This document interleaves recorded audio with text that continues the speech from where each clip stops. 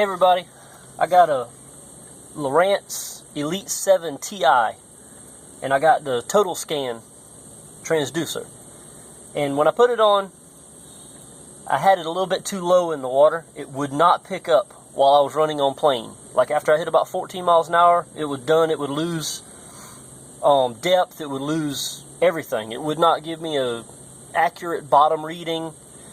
So I got to looking, and I figured out that when I bought my boat, it had a problem porpoising, and they had to actually add weld to the back of my boat to create drag. Well, I raised up the transducer just a little bit. I put a new actual plate on it, mounting plate, so I can actually drill a bunch of holes and not have to worry about the boat.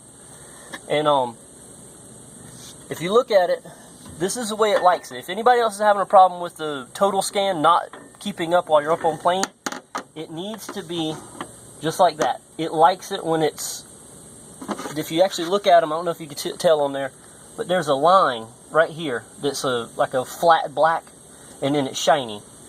You want the water to be right at that flat black line when you're up on plane. So mine, if you look at it, I don't know if you could tell, but the line is about 1/8 of an inch to 1/4 of an inch above this right now. The reason why I did that is because whenever you're up on plane, the water comes off of here and then comes up just a little bit. I mean, it might not come up that much coming off of the back of the boat. Well, after I did that, it'll keep up running 40 miles an hour. I don't have any problems out of it anymore. And make sure this wire, I think you can actually turn the transducer around and put the wire coming from back here going that way. But it looked kind of gaudy from coming from here going this way and coming back up. So I actually drilled a hole straight in front of it, and then brought it up and brought it up through here, through the plate that I made. And another thing is with the Lowrance elite-7 Ti, or the, I think the, was it the 5 Ti?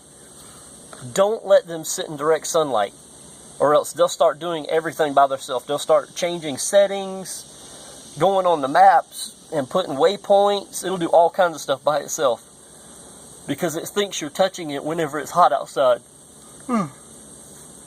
Whenever I start, like before I put a canopy on my boat, what I would do is I'd take mine off while I was sitting fishing. After I found my spot I wanted to fish, I'd take it off and put it in a bag and put it in the cooler on the ice to cool it off so I could touch it.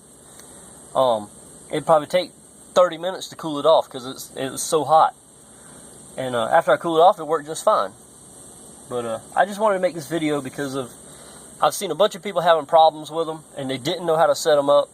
And I learned by trial and error of how to set it up. And another thing is, make sure you stay away from the ribs under the bottom of the boat. And just make sure that this spot right here, about a 3-inch strip dead in front of your transducer, is flat. If it isn't, take a file to it and file it down. Make it nice and smooth. You don't want any bumps or humps or anything that create bubbles up under it. Other than that, I love it. I might make another video once I've figured out a little bit more about it, if it actually working. But and another thing I found is I'm really big into shallow water right here in the river by my house. The river's really low right now. Like a deep hole is 8 foot. And these things are very, very happy with like 12 foot of water. 12 to 20 foot of water, I mean, not saying go deeper than that, but they are very happy there, and from what I've seen. I can literally see fish, 40 foot on either side of the boat with it. That's crazy. But, well, I hope everybody has a good day, and I hope this video has been helpful. If any questions, just let me know. Thank you.